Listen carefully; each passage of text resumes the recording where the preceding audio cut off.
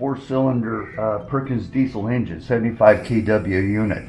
It's a standby power unit for the American Legion Post 33 here in Peters Creek. And it had been kind of semi-abandoned because people didn't know how to maintain it. So some of the repairs that had to happen to get this operational, which I've got over 130 man hours in just to bring it up, and it is in still very good shape. It's got about 9,000 hours on it, and it's good for at least 12 to 14,000 hours, run hours. It's already supplied power twice for this up to 12 hours, 5 hours one time, 5.5 hours one time, and 6 hours the next.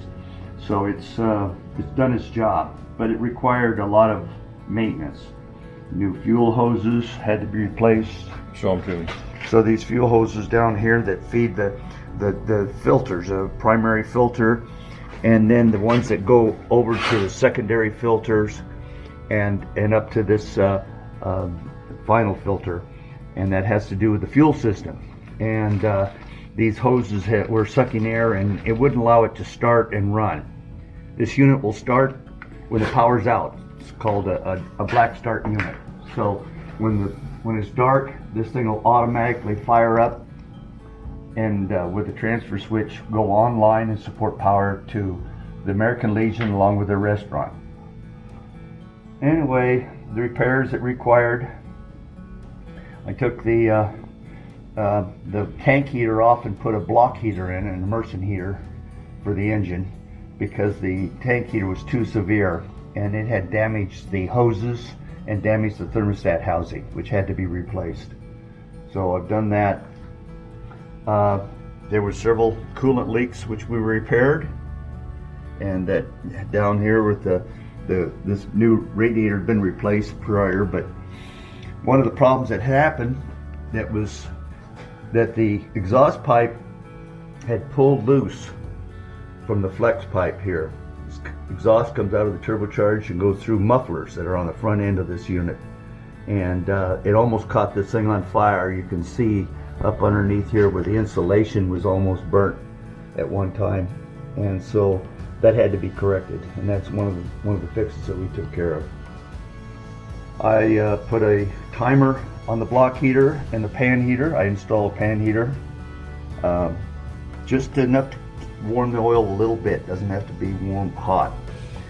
So I've got a timer, and to keep the engine at a constant temperature, and then which is anywhere between 40 and 55 degrees.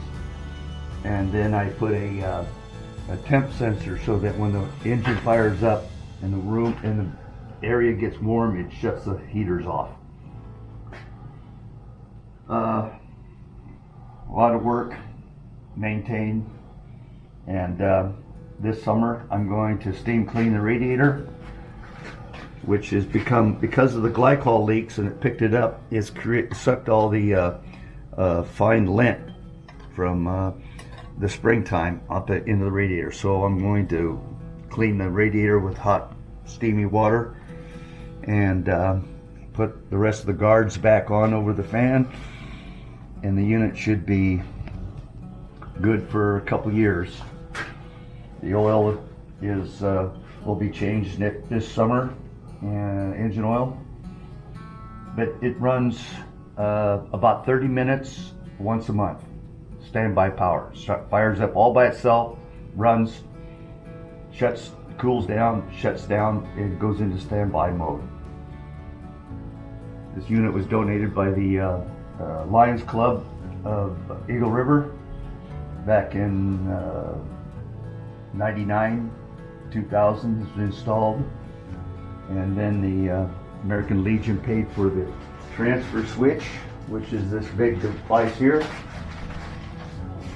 And this is the switch that allows the generator to power the unit when the utility goes out.